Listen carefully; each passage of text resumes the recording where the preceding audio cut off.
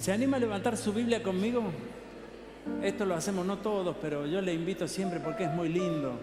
Y si me acompaña, lo dice junto conmigo y decimos: esta es tu palabra, yo la creo, atenderé a su consejo y la aplicaré a mi vida. Me ayudará a vencer en todo con su guía y poder. Me guiará a decidir sabiamente y creceré como un hijo de Dios. Amén, amén y amén.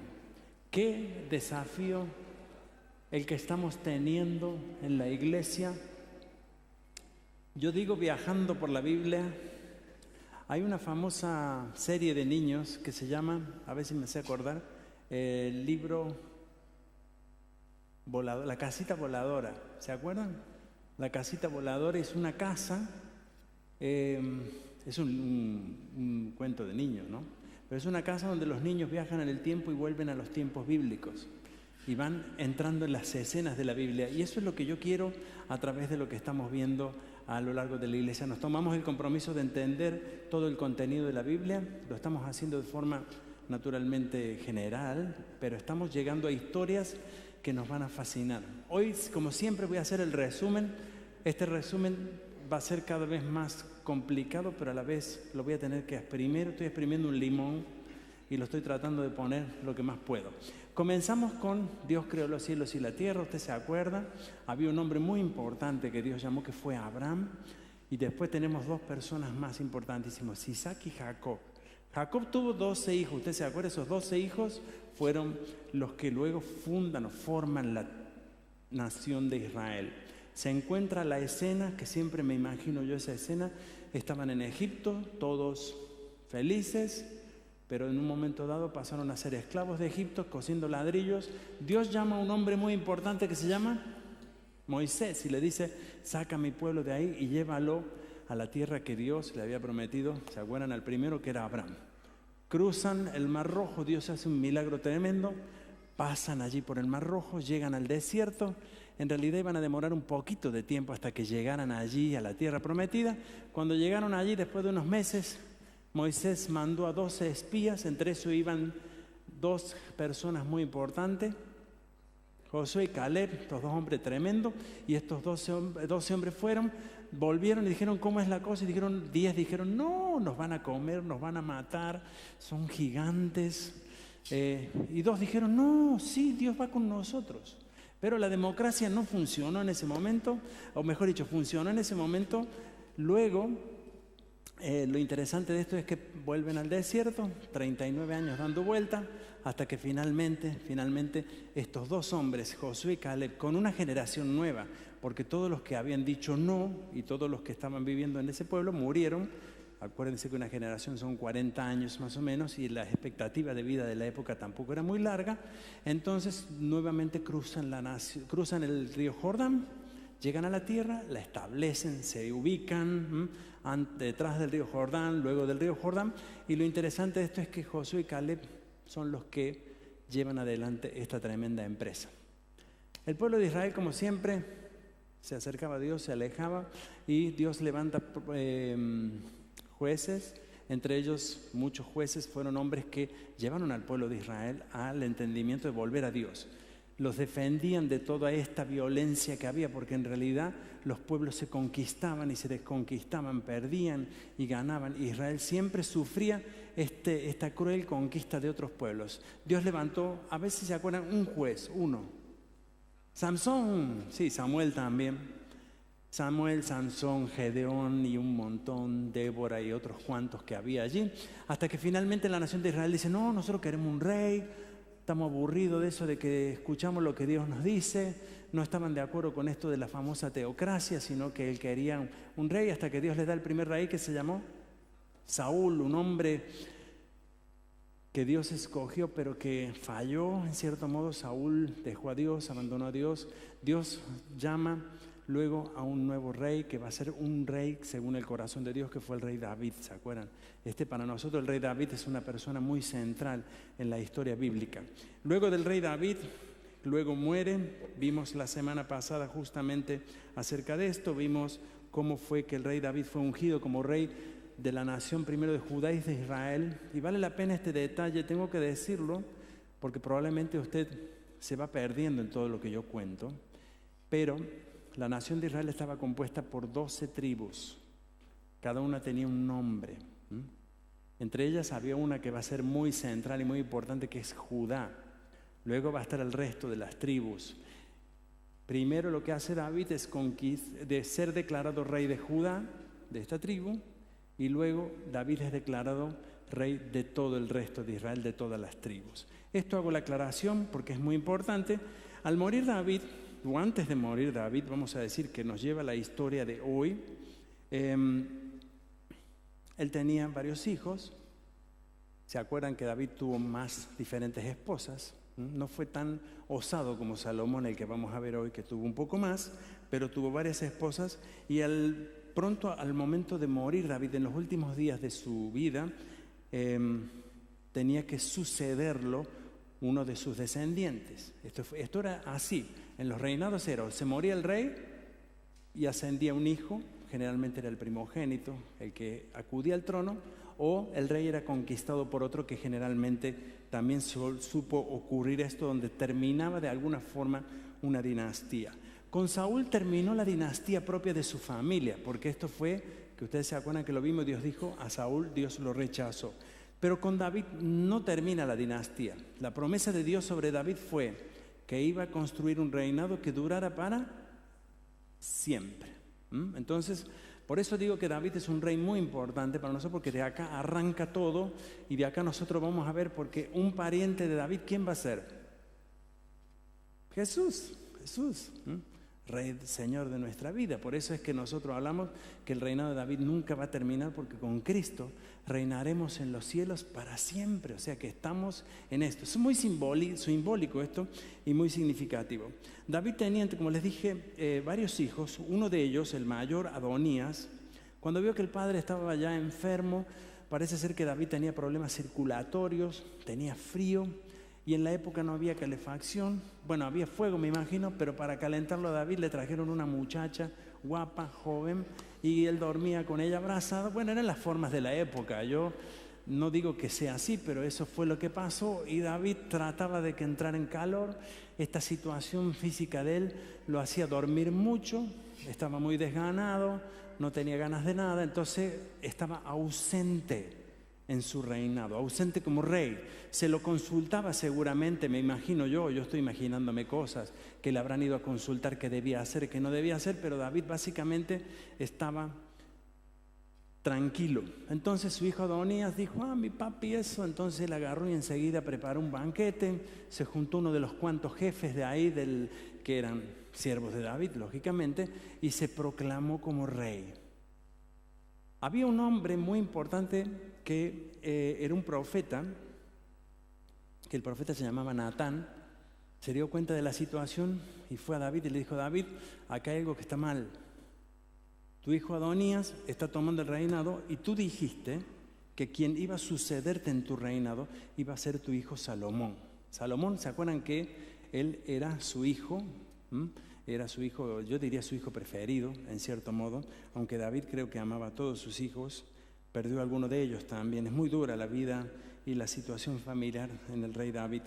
Pero lo cierto es que Salomón debía ser bendecido porque así lo había establecido. Entonces llamó él al profeta, llamó el profeta, vino el sacerdote, llamaron a la mamá de él y dijeron, bien, vamos a ungirlo como rey de Israel. Entonces hicieron el procedimiento que correspondía en toda esa época, que fue llevarlo a un lugar específico, llevaron el aceite, ungieron a Salomón como el rey de Israel, y cuando Adonías se enteró del asunto, que le estaban ungiendo al hermano como rey, salió corriendo porque sabía que Salomón le iba a pasar la cuenta sobre esto. David instruye a su hijo Salomón, una vez que él asume el reinado, instruye a su hijo Salomón, y en Primera de Reyes 2 al 4 dice así. Él le dice esto a su hijo: yo voy camino al lugar donde todos partirán algún día. Ten valor, sé hombre, cumple los requisitos del Señor tu Dios, sigue todos sus caminos, obedece los decretos, los mandatos, las ordenanzas y las leyes que están escritas en la ley de Moisés, para que tengas éxito en todo lo que hagas y donde quiera que vayas. Si lo haces, el Señor cumplirá la promesa que me hizo, dice David, cuando me dijo: si tus descendientes viven como deben ser y me siguen fielmente, con todo el corazón, con toda el alma, siempre habrá uno de ellos en el trono de Israel. David le dice a su hijo lo que va a ocurrir. Su hijo tiene que tomar esto, ya vamos a ir más adelante, cuáles son estas instrucciones que David le da a su hijo. Luego muere David lleno de años, viejito, feliz y contento, y asume Salomón el reinado de él. Se sienta luego de la muerte del rey David en el trono de su padre. Antes no se había sentado nadie, porque el que se sentaba en el trono del rey, tanto el rey en vida, como quien dice, le cortaban la cabeza o moría.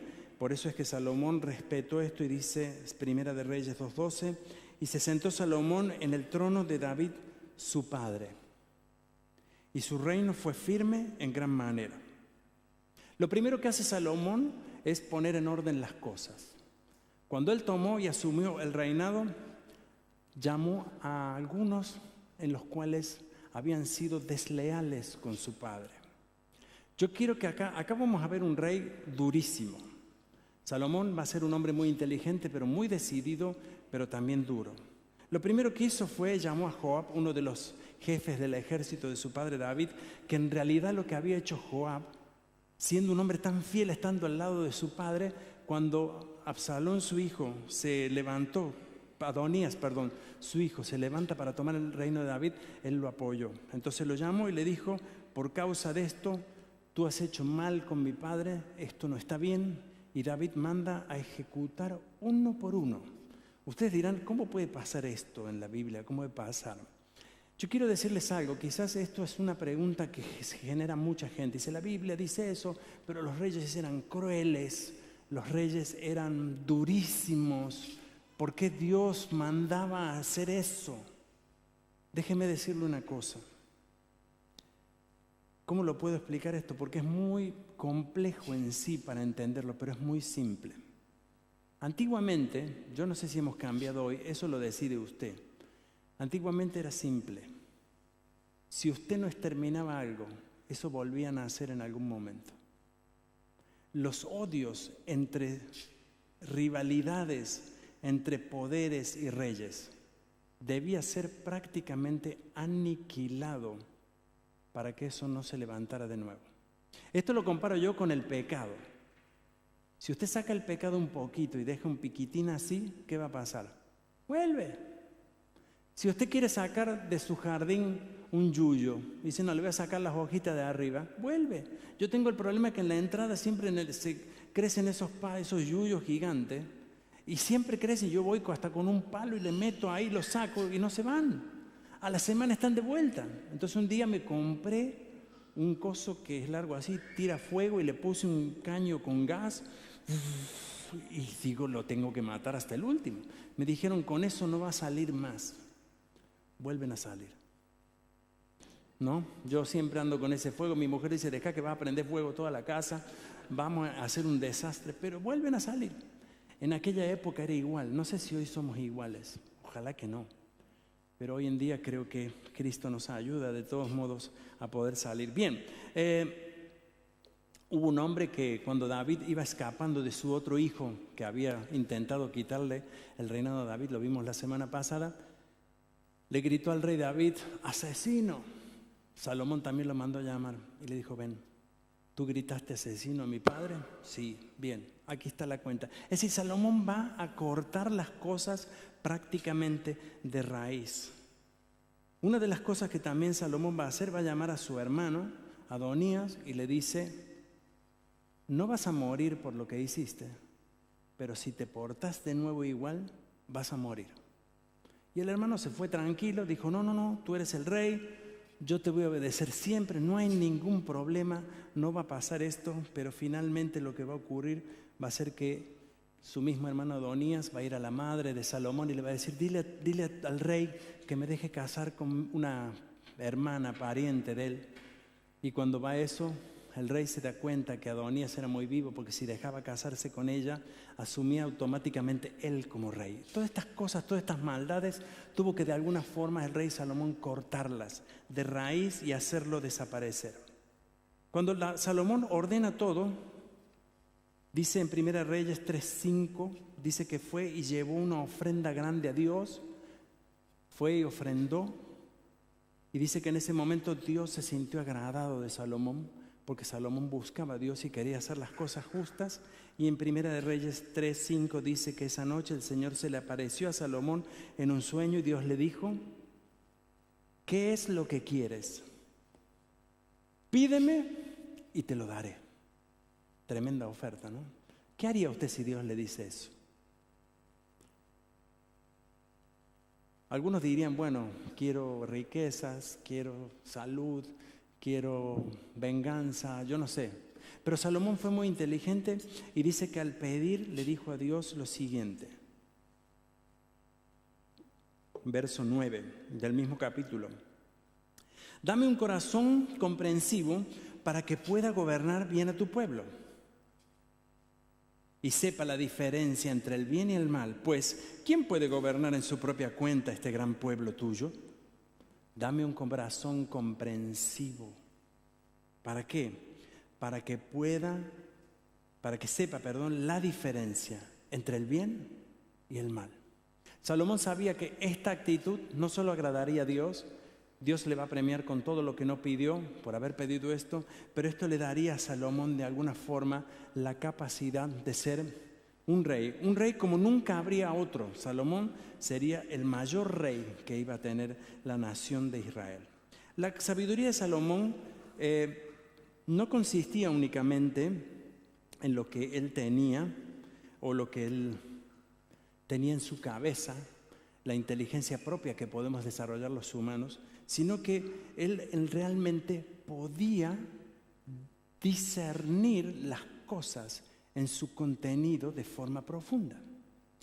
No podemos dejar de lado también de decir que Salomón fue un excelente maestro. Cuenta la Biblia allí que comenzó a investigar sobre plantas, tuvo su propio taller de seminarios, dice que venían de todas partes del mundo a escuchar cómo disertaba Salomón.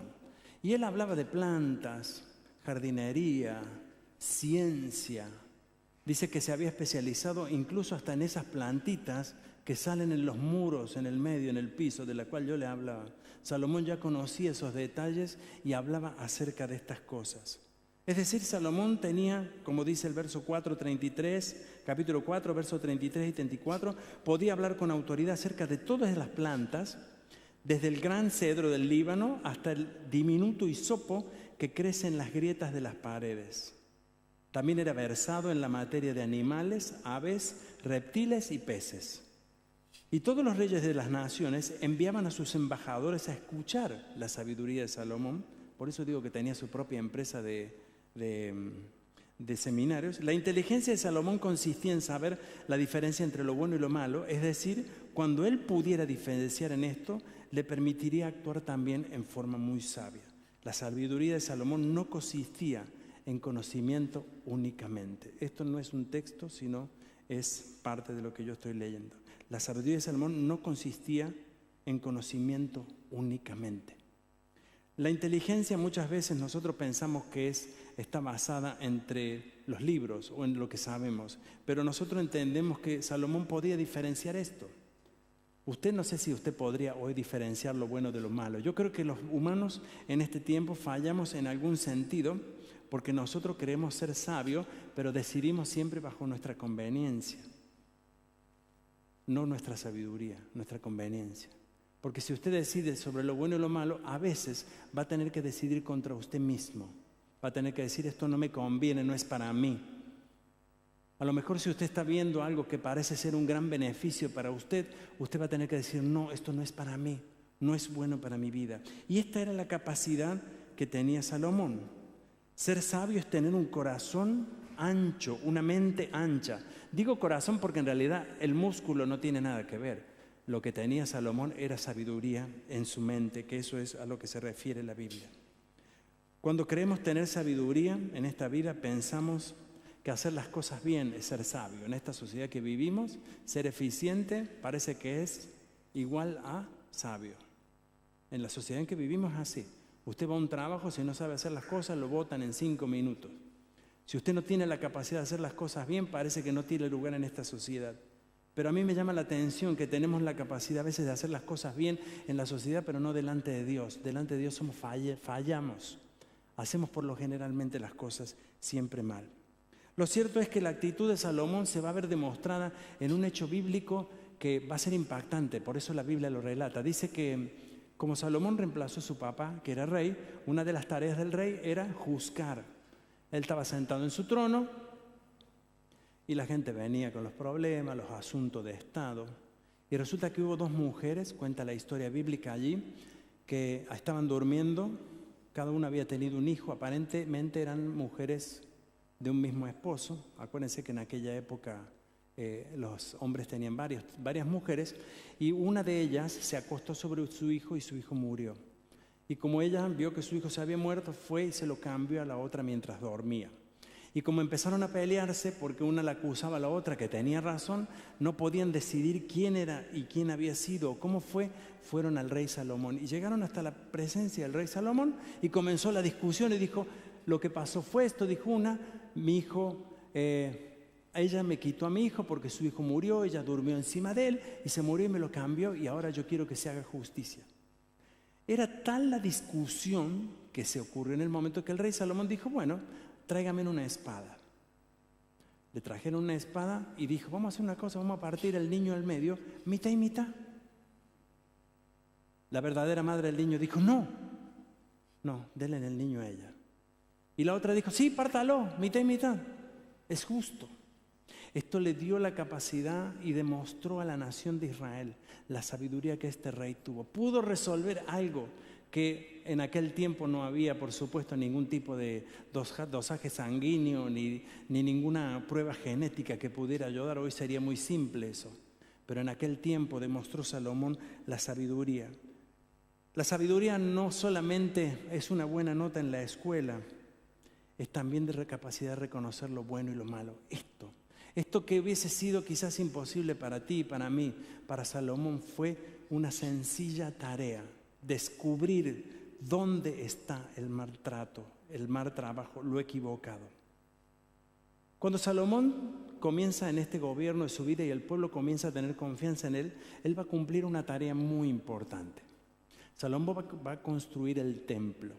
Finalmente, ¿ustedes se acuerdan que Dios, o mejor dicho, el Dios de Israel vivía en lo que nosotros llamamos el tabernáculo? El tabernáculo lo vimos ya en Éxodo, que era una tienda de campaña con unas ciertas dimensiones que tenían algunas divisiones. Entre ellas estaba el lugar donde hacían los sacrificios a Dios, luego estaba el lugar santo, donde se presentaban las oraciones, la ofrenda, y el lugar santísimo, donde la presencia de Dios se hacía presente y donde el sacerdote allí llevaba para ministrar una vez al año por el pecado de la nación.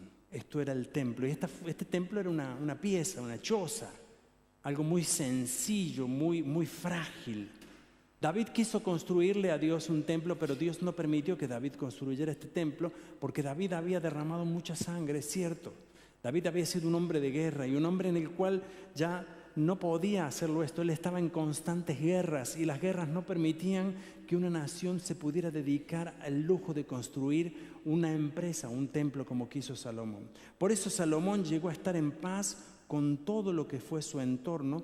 Entonces ya no tenía problema con los vecinos, no había peleas, había vencido a sus enemigos. Entonces dijo, ahora vamos a dedicar toda nuestra fuerza a construir el templo de Dios. Salomón construye el templo de Dios y acaba una cosa que es importante que usted tenga en cuenta. Antiguamente, cuando la nación de Israel iba a ofrecer su ofrenda a Dios, lo hacían en lugares altos. Esto se ocurría, había lugares específicos que ya eran tradición, donde Salomón había llevado esa ofrenda. ¿Se acuerda que le conté hace un ratito que llevó la ofrenda y Dios le dijo, pídeme lo que quieras? Ese era un lugar alto, un lugar que ellos habían denominado como un lugar de ofrendar a Dios.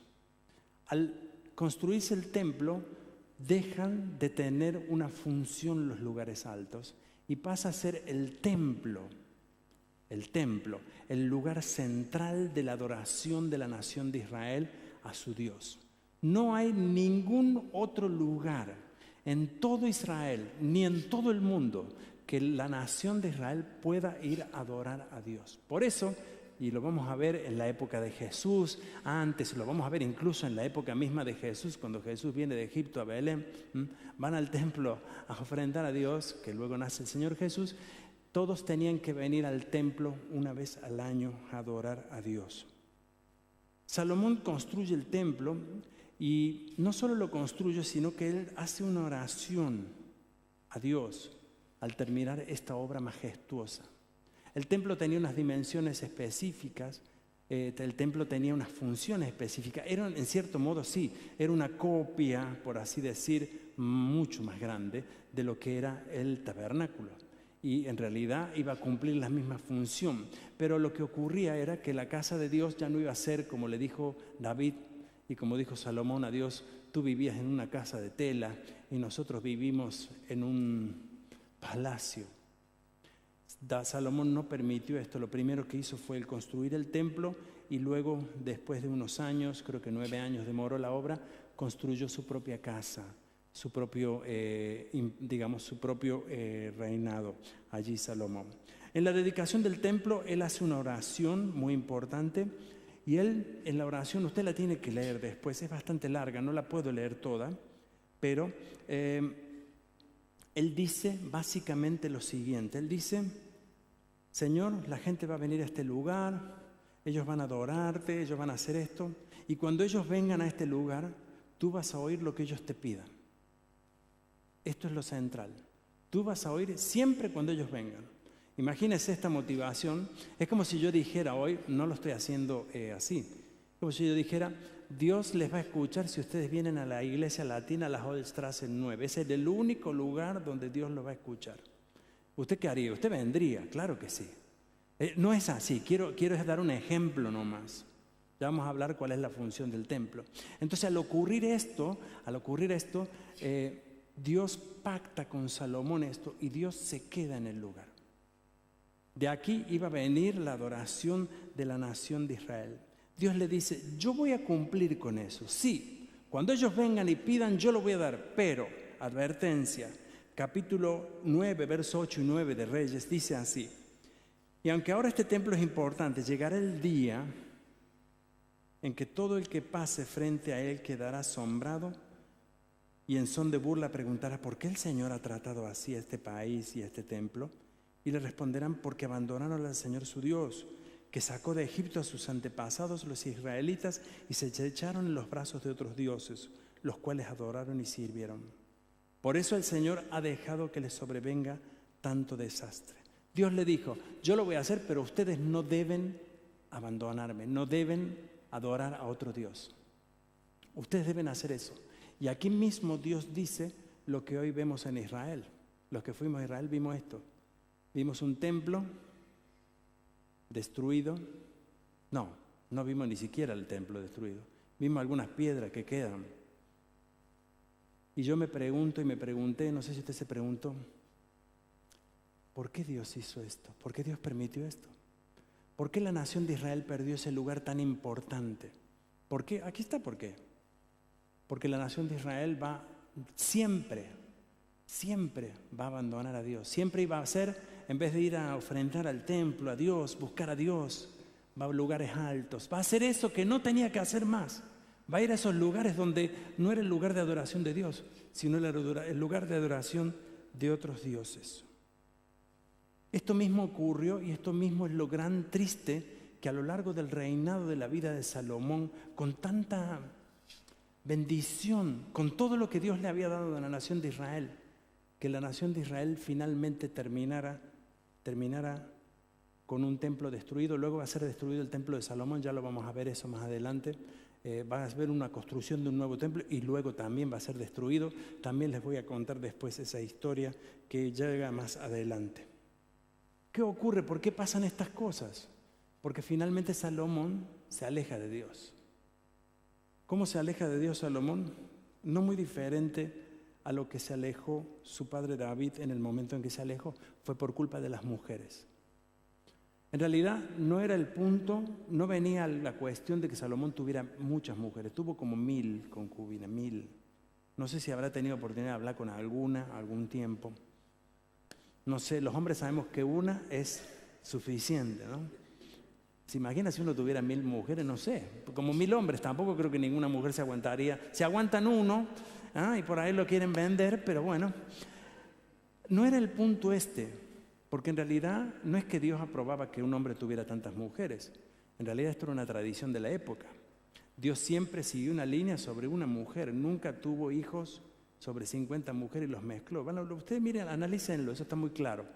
Lo que pasa es que él, lo primero que hizo fue casarse con la hija del faraón de Egipto. Tremendo error. ¿Se acuerdan que los israelitas salieron de los egipcios cruzando el Mar Rojo y escapando? Fue y entrelazó con ellos porque dijo, claro, Salomón era inteligente, claro que sí. Él dijo, antes de tener un enemigo, hagámonos medio amigos. Y así fue casándose con mujeres que finalmente los llevaron a adorar a otros dioses. La vida y el final de la vida de Salomón, que no lo vamos a terminar hoy, lo seguimos la semana que viene con una parte de sus hijos, porque acá tenemos que tener en cuenta que en la vida de Salomón se divide el reino. ¿Se acuerdan que dijimos que las tribus de Israel son 12? 10 de ellas, 10 de estas tribus, van a ser tomadas por un soldado muy fiel que tuvo Salomón, uno de sus mejores hombres, casi un hijo, Jeroboam. En realidad Dios se la va a dar y le va a decir esto, porque Salomón hizo esto, yo ahora quiebro su reino, lo corto. Y estas 10 tribus van a salir, como digamos, para un lado y van a terminar desapareciendo. No va a existir más el Israel que nosotros hablamos de esas tribus, va a quedar el de Israel de Judá, tribu de Judá, Benjamín y media de Manasés, creo que son lo que luego va a formar, por así decir, lo que hoy conocemos como judíos, Judá, la Israel. La otra parte de Israel difícilmente hoy podría yo descubrir quiénes son. Algunos dicen que los israelitas que salieron de allí se vuelven a ver en la Biblia en la imagen de los samaritanos, pero no sé si realmente es así. De cualquier manera, esa es historia que vamos a ver después. Lo que quiero decir con esto hoy, que viendo la historia del rey Salomón, yo quiero aplicarla a tu vida y a mi vida. Nosotros estamos comprometidos en que vamos a escuchar la historia bíblica y no solo nos vamos a llenar de historia, sino que la vamos a aplicar a nuestra vida, que es lo importante. Lo primero que yo quiero utilizar y aplicar esto a mi vida es que nosotros vemos en la vida del rey Salomón, como la podemos ver, que obedecer a Dios trae éxito en lo que hacemos. La obediencia a Dios trae consigo un beneficio para nosotros. No quiere decir que Dios nos hace exitosos, quiere decir que Dios está con nosotros, va conmigo, va contigo. Cuando nosotros tomamos la decisión de seguir a Dios, estamos estableciendo cumplir los mandatos de Dios, no hacer mi voluntad. Es decir, ¿quién es el rey de mi vida? Señor, claro. Cuando yo decido, tomo como súbdito suyo el ponerme bajo su guía. Por eso el rey David le dijo así: cumple los requisitos del Señor tu Dios, sigue todos sus caminos, obedece los decretos, los mandatos, las ordenanzas, lo leímos ya, y las leyes que están escritas en la ley de Moisés, para que tengas éxito en todo lo que hagas y donde quiera que vayas. El rey David le dijo a Salomón algo que yo quiero hoy destacarlo y que lo vamos a aplicar a nuestra vida. Él le dio 6 principios para vivir, 6. ¿Quieres saberlos? No solo los voy a decir, trate de aplicarlos a su vida. Esto es muy importante. Usted va a tener éxito en la vida si pone en práctica esto. El primero fue, conoce a Dios personalmente. Estos principios los estoy sacando del libro de Crónicas. Tengo que aclarar esto porque si no ustedes se van a perder. Nosotros vimos el libro de Samuel, primera y segunda de Samuel, donde vimos la historia de Samuel, vimos la historia de Saúl, el primer rey, vimos David. Luego estamos viendo el libro de Reyes, donde está la parte de David y Salomón. También luego de estos 2 libros vienen 2 libros más que se llaman Crónicas, primera Crónica y segunda Crónicas. Antiguamente todos estos libros estaban todos juntos, era uno solo. Ahora están divididos de esta forma. En el libro de las Crónicas, que está más adelante, los hechos que nosotros estamos viendo en Samuel y en Reyes, se cuentan también allí. Yo digo, el libro de las Crónicas es como el libro oficial de los reyes. Los reyes mandaban a escribir sus cosas para que quedaran los dichos de su vida. Si usted hacía algo, se tenía que saber toda la vida. Entonces, en las Crónicas, usted cuando lee el libro de las Crónicas va a leer esas cosas. Por eso algunas cosas se repiten. No es que se repiten, sino que se ven nuevamente. Hice esa aclaración para que algunos no se pierdan y algunos luego lean Crónica y digan, pero si esto lo vio el pastor en el libro de Samuel o en el libro de Reyes. En el libro de Crónicas, si usted después lo quiere ver, 1 Crónicas 28, 9 al 10, David habla con su hijo Salomón y le dice, primera cosa, conoce a Dios personalmente. Lo primero, este es el primer principio para vivir. Usted no tiene que conocer al Dios que yo le estoy presentando a través mío. El pastor sabe. Mucha gente identifica su fe en Dios a través de un siervo de Dios, a través de un servidor del Señor. Y muchas veces hay gente que se conecta a Dios si se conecta a través de alguien. Esto pasa mucho, no los culpo, lo hicimos todo en algún momento, donde decimos, pero David le dijo a su hijo, conoce a Dios en forma personal. Tú tienes que tener un encuentro con Él. Segundo principio para vivir. Aprende los mandatos de Dios y cumple su voluntad. Esto no lo puede hacer nadie si no lo hace usted. Esto no lo puedo hacer yo por usted, ni usted lo puede hacer por mí. Cumplir los mandatos de Dios y cumplir la voluntad de Dios es un acto en el cual nosotros decidimos seguir en la línea de nuestra vida y decir, Dios mandó esto.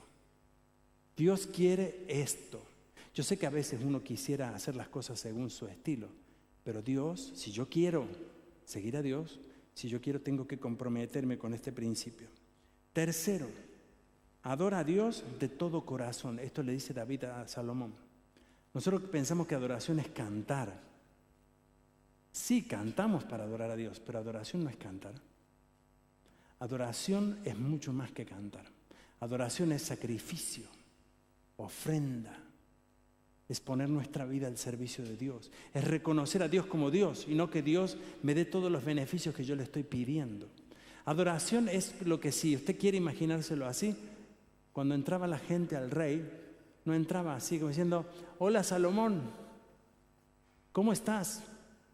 Entraba hacia atrás, inclinaba su rostro, no levantaba su vista, había un respeto, había un reconocimiento. Yo no digo que tengamos que entrar así en la iglesia, no estoy hablando de esto, estoy hablando en nuestro corazón, adorar a Dios con todo el corazón. Si nosotros tenemos sacrificio, vamos a poder cantar y hacer muchas cosas, pero debemos adorar a Dios con verdad. Cuarto, sirve a Dios con una mente dispuesta. Esto le dice David a su hijo, sirve a Dios con una mente dispuesta. ¿Cuántas veces servimos a Dios por obligación? Porque no tengo otra opción, porque me pidió el pastor que ayude en esto y le debo tantos favores tal vez. O lo tengo que hacer porque la gente me mira. No, usted tiene que hacerlo, servir a Dios dispuesto en su vida. Quinto, le dijo David a su hijo, sé fiel. ¿Es tan difícil ser fiel? A veces es muy difícil ser fiel a Dios. Imagínese usted en su relación con su pareja. Si usted dice, yo quiero vivir bajo principios, la fidelidad es un principio en la pareja. Claro que sí. Dios no acepta infidelidad en su relación con el hombre. Dios no quiere que tú estés con él y estés con otro Dios. No quiere Dios, no acepta eso. Dice, no, listo, no hay problema. Dios no te obliga, pero Dios demanda de nosotros fidelidad. Y sexto, lo que más me gustó de todo esto, le dijo, no te desalientes, porque es lo que siempre hacemos y siempre es lo que nos pasa. Salomón escucha esto y lo lleva a la práctica, reconociendo su inexperiencia. ¿Se acuerda? En ese momento él dice, ¿cómo voy a hacer todo esto? Entonces va y le dice a Dios, ayúdame. Él tiene un encuentro con Dios, pasa exactamente lo que su padre David le dijo, lo conoció personalmente y fue allí donde él cumplió los mandatos de Dios hasta que finalmente Salomón se desalentó.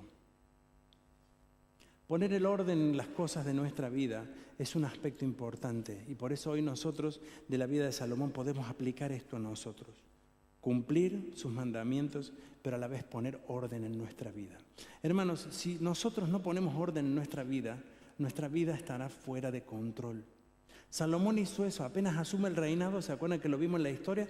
Él mandó directamente a poner en orden las cosas. Quitó lo que no iba a ser conveniente, lo saca del medio, lo desarma y va a construir, va a poner un reinado, como dice en el segundo capítulo del verso 12, dice, lo sucedió su trono su hijo Salomón, creo que lo tenemos ahí, y así se consolidó firmemente su reino. El orden era vital.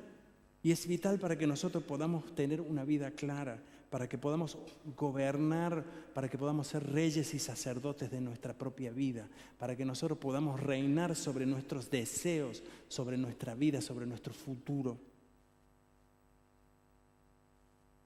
Otra cosa que podemos aplicar en nuestra vida es pedir a Dios sabiduría y usarla con justicia, como lo hizo Salomón, no para nuestra conveniencia. A veces pensamos nosotros que tomar las decisiones es ser inteligente y hacer lo que nos parece. Pero diferenciar lo bueno de lo malo es fundamental en nuestra vida. Y esta es una tarea que usted y yo tenemos que aprender a hacer. Sabiduría no es solo una buena nota en la escuela, como dijimos. Es también tener capacidad de reconocer lo bueno y lo malo. Es darme cuenta cuando me equivoqué. Es darme cuenta cuando tengo que actuar en forma justa y no como yo creo que me conviene a mí. Mi pregunta era, ¿qué pedirías tú a Dios? Creo que no estaría equivocado decirle lo mismo que Salomón dijo. Dame sabiduría para discernir entre lo bueno y lo malo. Pero una de las cosas que más me impacta a mí en la vida de Salomón y que yo he aplicado a mi vida fue que Salomón construyó un templo a Dios, un lugar para Dios, un lugar donde Dios habitara, un lugar donde él tuviera la oportunidad de ofrendar, de llevar su vida y de consagrar sus cosas a Dios. Y saben una cosa, es cierto que nosotros no tenemos más ese templo, ese lugar no existe más. El pueblo de Israel todavía está esperando la oportunidad de construirlo de nuevo. Pero nosotros los hijos de Dios, los creyentes, sabemos que ese templo fue trasladado por la obra de Jesucristo en la cruz. Y la Biblia dice que el Espíritu Santo de Dios, ¿saben dónde mora el Espíritu Santo de Dios ahora? En nosotros. Nuestro cuerpo es un templo del Espíritu de Dios. ¿Usted se imagina eso? Yo me imagino que si alguien viene a visitarnos a casa, uno empieza a acomodar la casa rápido. ¿Vieron cómo eso pasa? Pasa hoy por tu casa, uno dice, recojamos todo. Eso pasa en todas las familias, creo, ¿no? Que dice, ay, no, voy a visitarte, bueno, y enseguida uno quiere poner en orden lo que debería tener en orden siempre. Digo que este es un mal de todos, no estoy echando con la culpa a nadie. Lo que quiero decir con esto es lo siguiente. Si nosotros tenemos en nuestro cuerpo un templo al Señor, ¿cómo está ese templo? Dice que Salomón utilizó lo mejor de lo mejor para construir el templo, lo mejor de lo mejor. Él mandó a buscar maderas desde sus vecinos, que ahora tenía buena relación con esos vecinos, la mejor madera de cedro, las mejores piedras, todo lo mejor, el oro, lo puso él en el templo. ¿Por qué lo hizo? Porque este era el lugar suyo para Dios. Y cuando hoy nosotros somos responsables de nuestro cuerpo como templo de Dios, mi pregunta es, ¿cómo debe ser? Primera de Corintios 6, 19, 20 dice eso, y yo se lo quiero leer, que dice, ¿acaso no saben que su cuerpo es el templo del Espíritu Santo, quien está en ustedes y al que han recibido de parte de Dios? Ustedes no son sus propios dueños, fueron comprados por un precio, por lo tanto, honren con su cuerpo a Dios. Honren con su cuerpo a Dios. Ese debe ser el lugar de mejor calidad, el lugar limpio, puro, que honre a Dios, tiene que ser mi vida. Pero hay una segunda cosa, no solo este templo, no solo nuestro cuerpo, que yo quiero decirle hoy. Este es un concepto mío, pero yo lo entiendo así en la Escritura. Nuestra relación no es solo con el templo, sino con la iglesia, el cuerpo de Cristo. La Biblia dice que donde están 2 o 3 reunidos, estoy yo en medio de ellos. La iglesia, yo no quiero en este momento darle a la iglesia aquí en Múnich, cuando me refiero a la iglesia general. En cada comunidad es una iglesia. La nuestra no es la mejor ni es la peor, es una más de las comunidades en el mundo. Pero déjeme hablar de la mía hoy, de donde estoy aquí, porque es la suya y porque es nuestra responsabilidad. Si bien el templo es el lugar sagrado donde Dios habitaba, la iglesia también es el cuerpo donde Cristo está. donde el Espíritu Santo se manifiesta en nosotros. Por eso es importante la iglesia. Mucha gente dice, no hace falta ir a la iglesia. Perdón, eso es una mentira del diablo. Sí hace falta ir a la iglesia. ¿Sabe por qué hace falta ir a la iglesia? Y se lo voy a decir por qué. Cuando usted se aleja de Dios, ¿a dónde deja de ir? A la iglesia. ¿Por qué deja de ir a la iglesia? Bueno, algunos vienen a la iglesia y están lejos de Dios también, ¿no?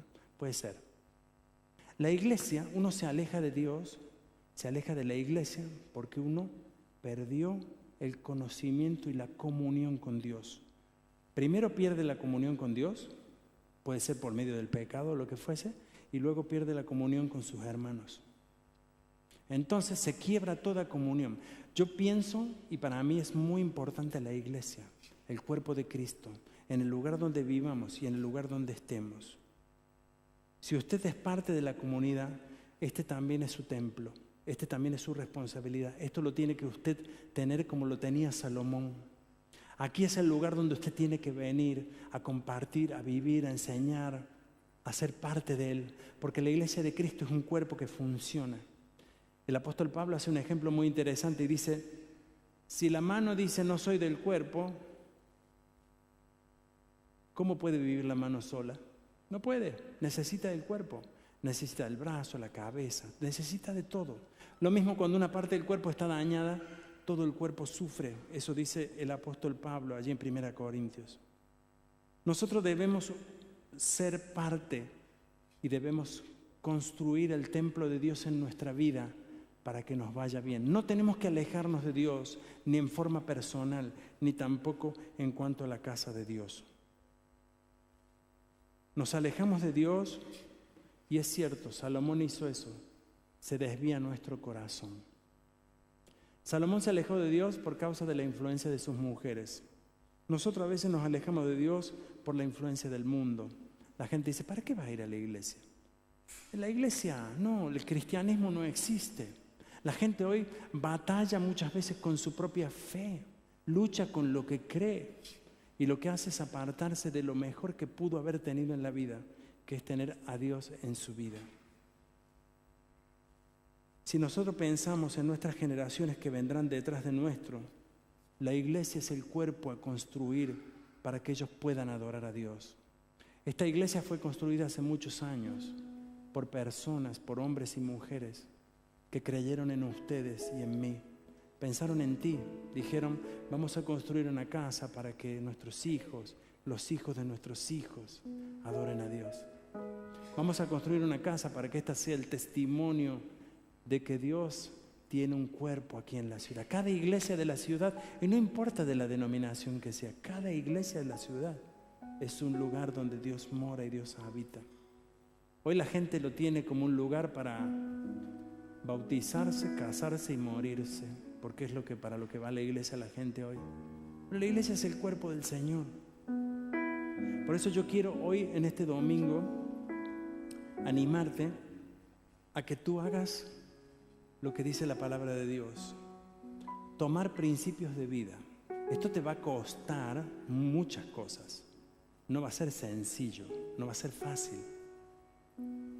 Esto te va a costar tanto en tu vida que vas a tener que tomar decisiones que van a ser muy crueles y muy duras.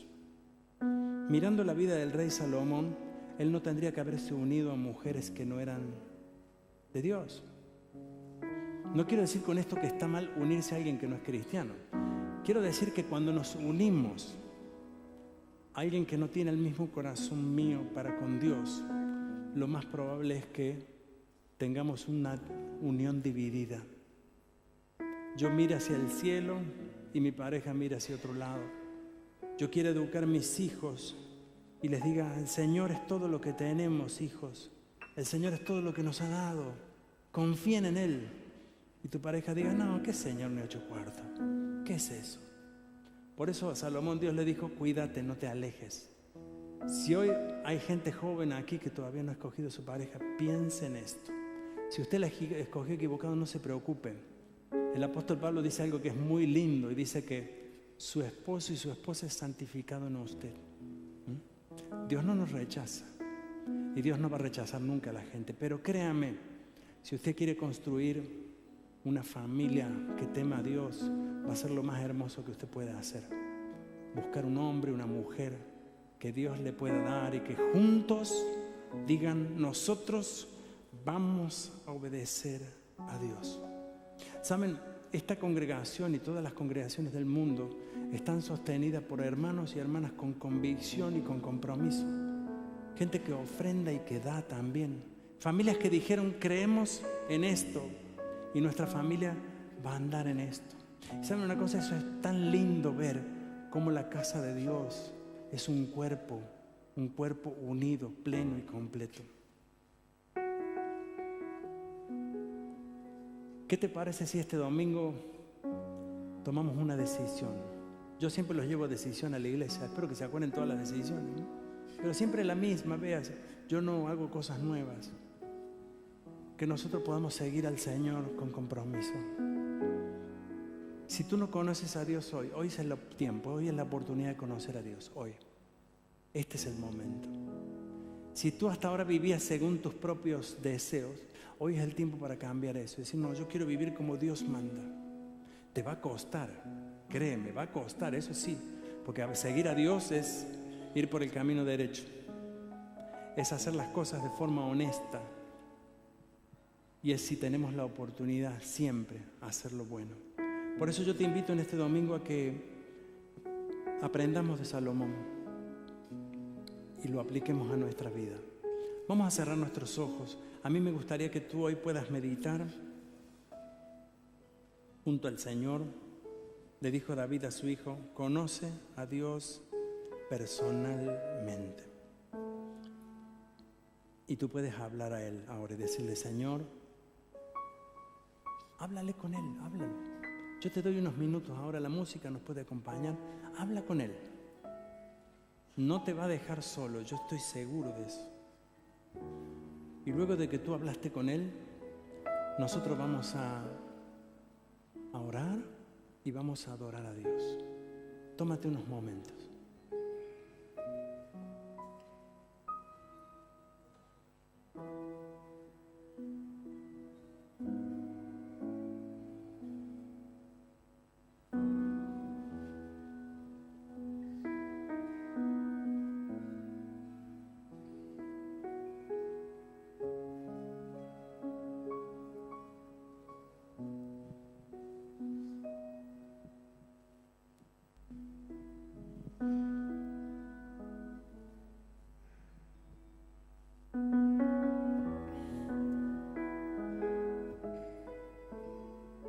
Señor Jesús, tú ves nuestra vida aquí. Nosotros queremos honrarte. Estamos aquí en la iglesia, en tu templo, y queremos decirte gracias, Señor, gracias por hablarnos, gracias por exhortarnos, educarnos. Ayúdame, Señor, y ayúdanos hoy a que tu palabra entre en nuestro corazón, Señor, y nos hable directamente. Señor, hoy tomamos un compromiso delante de ti.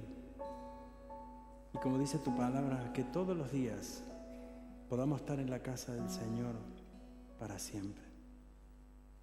Que cada domingo, Señor, podamos venir con alegría. Como dice el Salmo, qué lindo y qué es hermoso ver los hermanos juntos en armonía. Qué lindo es ir a la casa del Señor, a adorarle y a honrarle. Señor, pon ese espíritu en nosotros de tener gozo y alegría de estar en tu casa y en tu templo. Señor, pon la motivación en nosotros de purificar nuestro cuerpo, nuestra vida. No dañarlo, Señor, no hacer cosas que le hagan daño. Y Señor, que nuestro cuerpo sea también un testimonio, un lugar donde tú puedas estar. Bendito sea Jesús, gracias por la obra en la cruz. A ti sea la gloria y la honra. En tu nombre. Amén. Pongámonos de pie y adoremos a Dios hoy aquí en su templo.